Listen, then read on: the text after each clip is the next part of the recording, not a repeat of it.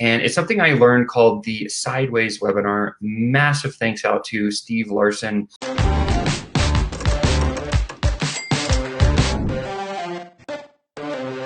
Good morning, Sales Ascender. Happy Thirsty Thursday. I'm so excited to be here with you. But today, Rich V asks this. He says, Sean, what's the most effective email sales strategy you use when prospecting? I love this question. There's two positions that I'm going to put you in, Rich. So as we talk through this, the first position is going to be the one where you are doing cold outreach. So there is a process called the software stack where you can do things like buying lists from brokers that are clean and sorted, or you can use scraping tools, or there's quite a few different technologies out there that allow you to find lists of people that are going to be the good prospect for you. And when you do it this way, and let's start this way as cold email prospecting as we start, what we want to do is literally the whole intent is to just start with the easy 3 email sequence. The email sequence should literally invite them to do some sort of easy, simple action, right? In my case, what I typically do when I start my email prospecting, what I'll say is hey, listen, you look like a great person. I checked out your profile. Make sure you check out the profile for at least 30 seconds to a minute. So don't say anything that's not true. And then literally said, hey, you seem like a really good fit for our members area or our inner circle or our group doing whatever we're doing. Would you be interested, the group's main focus is solving this problem. Would you be interested in jumping in? What I look for is a quick response back from them saying, yeah, I'm interested, or no, I'm not interested. If they say, no, I'm not interested, then I quickly reply saying, no problem. Let's just stay connected here in email. And then I take them off any auto response email list that I have. So that will be kind of the first part of it. And then the second email, if they do reply, then you say simply, great, here's the link to get started into our group. Go ahead and accept this. When you do, then I will make sure and send some more stuff your way. And then from there, you drive them into the group. So what you're trying to do when you're email prospecting is get somebody to take the smallest amount, minimum viable amount of action possible. Make sure that your headline is catchy. There's a couple of really, really cool tools that you can use. In fact, I'll share this. I've shared it before, but there is this one tool here that I will drop for you guys. So it's a really powerful tool.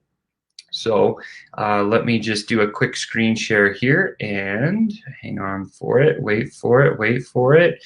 There we go. Okay, cool. I think, 1 second. Where is it? Application window. Hang with me, guys. I know it's important here. This is going to be the AM Institute. Okay, cool. So yeah, this one. All right, so here you can probably see my screen. I'm going to just pop over here. So there's this tool here. It's called the aminstitute.com Headline Analyzer. And what it's used for is literally just analyzing headlines. And so when we get into some email writing, this is a great tool. I use it almost daily, and I'll show you kind of how I did it. So yesterday I wrote my most recent LinkedIn article. So here is what my article looks like. I'll just jump over to it really quick. View articles of your posts. Here we go, articles, and here. So the sexiest NLP trick you can use to leverage your network is the one that I wrote yesterday. And so if we took that headline, the sexiest NLP trick you can use to leverage your network, I can't copy it, let's do that. Okay, so here's the article I wrote. So this is the headline. So if this was an email and I was actually writing this to somebody that was interested in NLP, this might be a headline I'd use. And I just pop this in the headline analyzer here and I hit submit. I just wanted to show you an example. So do this with all of your email headlines. I do all the time. You see how this hit 45%? I created this headline myself, but it says here, if you scroll down, you can actually rate your headlines. And this gives you a benchmark of where you should be. Score indicates a total of 45.45 emotional marketing value. The English language contains approximately 20% of these types of words. The most professional copywriters will typically have 30 to 40% in their headlines. So while this is 45, your headline also has a predominant emotional classification, which is spiritual. They do tell you a little bit more about spiritual headlines versus other ones. This is a great little tool just to test your headlines, right? So another really good one, and I saw this one not too long ago. This is one of the best headline emails. Do you remember me? Question mark. And watch this. when you hit submit, it goes, yeah, it hits 100%. I've never seen one ever hit 100%, but you can see this is intellectual and spiritual. It's a little bit different. Again, this is crazy. This is a really, really powerful headline. And this is a very quick way just to test headlines. So it's just the aminstitute.com/headline, free resource. I can actually drop it in the links below for you guys, but I would recommend using a tool somewhat like this. Okay, so now I'm going to jump back into the screen here and stop sharing just for a second. And keep talking about this because I think it's important, right? So like when you're doing email prospecting, what's valuable is to make sure and use a headline to draw people to open your email. That's the only reason for headline. And then in the body of your email, you should have some quick bullets or something that just says, hey, like this is who I am. These are the things I want to talk about. And then a call to action hook. Story offer. So the hook should be your headline, the story should be in your bullets in your body copy, and then your call to action should typically be in a PS. These days, in fact, yesterday we had a long conversation with, or on Tuesday we had a long conversation with a bunch of people saying, yeah, these long emails are killing me. Now, if you're an amazing copywriter, long email copy is great. They say statistically 1,400 words is like kind of the right amount, but I think people don't have that long of an attention span unless they're super interested in the topic. So I literally try to keep my emails to anywhere between 400 words or less most of the time. You can use Hemingway Editor to do a word count, or you can just look up word count on Google to kind of check that out. So just a couple of tips there for that. And then, so that's when I'm doing cold prospect email outreach. I'll usually have a 2 to 3 email sequence. The first one asking permission to invite them into my backyard or where my congregation hangs out. The second email then is once they reply, I'll say, great, here's the link, or great, no problem, I'll stop emailing you. And then the third email is literally like, hey, you're doing some amazing things. Would you be open for a call? And then after that, when they say, yeah, sure, no problem, then I send a call scheduling link. So my cold prospecting email sequence is literally designed to get somebody into my group and then onto my calendar. That's it. And I try to do it in 4 to 5 emails max. And that's how I do it when I'm cold prospecting. Now, if you're in a position where somebody's already in your congregation and now you're working towards, hey, how do I induct this person into my process, my flows, get them to know a little bit more about me, and do some things, take some little actions, right? We're always looking for, as we're building our congregation, our tribe, our client base, we want to look for the action takers, because the action takers are the ones that are actually going to get stuff done. And so what we do in our email marketing is, let's say, for example, now somebody's in our group. How do we email those people in terms of a prospecting email strategy for sales? And we do something very similar, but we're going to actually do a little bit deeper dive into our personal story. And it's something I learned called the Sideways webinar. Massive thanks out to Steve Larson. We all know Russell Brunson coined the perfect webinar. He's got his little diagram. Obviously, it's the perfect webinar. That's what it is. Jamie Cross then came and made a 5-minute version of it. And then Jim Edwards and Steve Larson kind of wordsmithed it down to how do we put this into emails. Steve Larson came up with this concept that I heard from him first. It was called the Sideways webinar. So literally you take the entire webinar and you dump it on its side, and then you roll out each episode in sequence. And so emails, so your normal webinars can be anywhere from 60 minutes to 90 minutes. We need to do it in a series of 5 emails. So what are the most important emails that we can write? So the first one is going to be the origin story, your origin story, right? So the first email should be like, hey, I'm Sean. This is a little bit of my story, how I got here. Here's the problem that my journey brought me to that I wanted to solve. So that's just a very informative email. And at the end of the first one, they say, oh, okay, so I know Sean. Seems like he's gone through this cool journey. He's had some results. And then, oh, he got to this problem. End of the email. So that's my origin story. My second email now is going to be the one big promise, right? So then from the first email to the second, and this should be anywhere from 48 hours, 72 hours later, we send the second email out, which is going to say, hey, okay, listen, if you're struggling with a consistent way to find new clients and getting the right opportunity on your calendar every single day, that's my big thing that I solve, the one problem I solve for all entrepreneurs that are in that space. If you're struggling with that, then there's definitely a lot of good, juicy things coming your way. So that would be like the one big promise that I'm going to make. And I wouldn't even give it to them yet, right? You want to build up some back pressure in that second email. And then as we move to the third email, now we're going to hit into some of these false beliefs, right? And again, this is the psychology behind, hey, touching somebody 7 to 12 times, very, very, very important, right? So we can do it with 5 times in an email. It probably took you 1 or 2 times to get them into your group.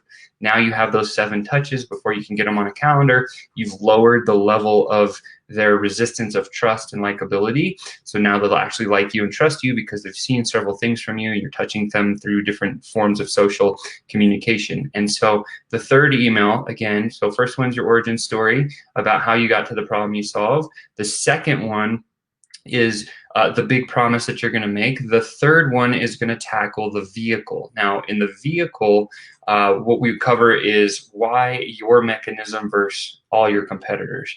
This is one where we're going to break down a little bit of saying, hey, listen, like there's a lot of lead gen companies out there, and I think they do good work, but here's the one thing where I feel like most of them fall down, or at least in my experience. They can get you a bunch of leads, but if you don't have a robust system of converting those people or getting them onto your, well, even more importantly, getting them onto your calendar from lead comes in, now we've got a lead on a list. If we don't have a system of putting them on our calendar, man, like the leads don't mean anything. And literally that one resonates really hard with our audience because simply because that's the problem that they get. They've run into it. They've either paid for it or they've done it themselves. I've personally experienced that. And so that's the vehicle of like, hey, why the Sales Ascenders Inner Circle Mastermind versus anything else out there? Well, we give you a system to do that. And all systems take time, energy, and effort. But at the back end of ours, we show you exactly how to hire a VA because most people don't know how to do that in order to run the system so it minimizes your time. So we're actually saving time and we're also sharing that stuff. Now, this is in my third email, so I'm going to say it somewhat in a wordy way, witty way that people are like, wow, that's really powerful. And I still haven't done a call to action, right? This is my third email, no call to action. It's just literally the second one identifies the problem. The third one breaks the false belief as why us versus the next person. The next one is the internal struggle. So it goes vehicle, the internal false belief, and then the external false belief is the next order of email. So origin story, and then your one big promise is the second email. The third email is going to be your vehicle, why you versus the next person, and break the false beliefs around why people have that. Next one is the internal. The internal struggle is usually, I don't think I have the time to do it, or I don't know if I can do it because you can do it, Sean, but I don't know if I can, right? So this is that email where you're going to drop a little story about, hey, I didn't think I could ever solve this problem at scale. I didn't think I could do this or that or that. And then here's this epiphany story that I had that gave me a different direction, a new identity, a new path. And so if you're struggling with this, right, reach out to me. Let's get on the call because I think I can help. That's going to be the first call to action in your sequence of emails once they're in your congregation. So again, let me just recover this again. So it's your origin story, then it's your one big promise, then it's your vehicle false belief. You got to shatter that with a story. Fourth email now is going to be your internal false belief struggle. And literally that should be where your first call to action is to do the next step. So in our case, it's now that you're in our congregation, we need to get you on the calendar. That's the next logical step. And so that fourth email is going to have a call to action in the PS, as well as the fifth email will have a call to action in the PS saying, get on my calendar, right? The fifth email is the external struggle. Hey, I don't have the time. I don't have the money. Typically are the two biggest ones that you have to overcome. And so, a lot of stuff that we do, we actually have a scholarship opportunity. We're putting together a stimulus package. We're doing some other things that can eliminate the money. We can do multiple payouts. There's a lot of ways to jump over that. But again, it always hits back on, here's the false belief, like you don't have the money and the time. Like if you had a system in your business that consistently put a person on your calendar every day or 3, and you were hitting 3, 6, 9, 12 calls a week, without you doing the labor to put them on your calendar, and they're all great qualified opportunities, and you're going to close, no matter how good or bad you are at selling, if you have the consistent volume of calls, what'll happen is if you're seeking the right people, you're going to run into the conversations where they're like, oh my God, I totally have this problem. It happened to us last night. I'm so excited to work with this new young lady who I got on a phone with her last night late. And I just said, hey, like, our calls today, you know, and she came through a different sequence, not an email, but this is the 5 email sequence that I recommend once they get into your congregation, how you would reach out to them to take the next step. Again, the first email is going to be your origin story, no call to action. The end of that email should be, here's the problem I found. The second one is the big promise, how you're going to smash that problem. No call to action. The third one is the vehicle false belief, why you over your competitors. No call to action. The fourth email is, hey, I don't know if I can do it, the internal struggle, right? A quick story. So your hook's going to be headline. The story is going to be how you had that same fear, but you got over it, so they can have an epiphany with you. And then the PS in the fourth one is going to say, hey, if you struggled with this, I can definitely help. Click a button and get on my calendar now. The fifth email then is going to handle the external false belief that they have, and then literally a very similar concept. It's like hook is the headline, story is your body copy, and your call to actions and your PS saying, listen, if you struggle with this external thing of you don't think you have the time and the money, let's talk about it because I can solve that one too. Book a time on my calendar. And that one, that sequence of emails has consistently put really, really good quality people on our calendar with the exact problems. And so last night I'm speaking with this young lady, and I was floored because typically in our calls, what it sounds like is, hey, I need to make sure that you're a fit for our community and our community is a fit for you. I need to make sure that you have some sort of a system that consistently will grow your business without taking your time. And literally the third one is I need some coaching on how to best refer you. That's typically the rules of the sales calls that I do with everybody.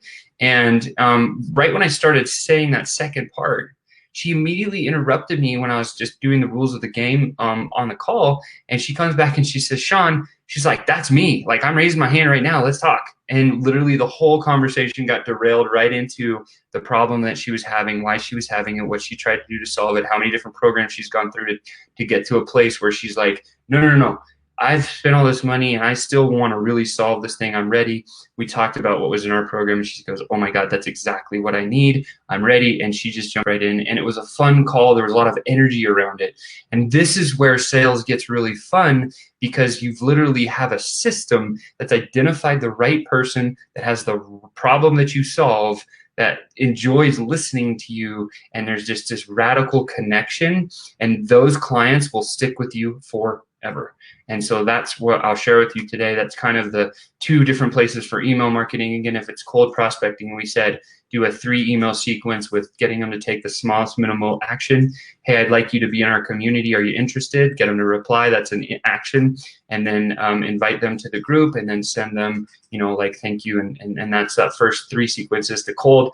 Once they're in your tribe, there should be a 5 email sequence that goes out with the sideways webinar that we kind of just went through. So I hope that helps you today.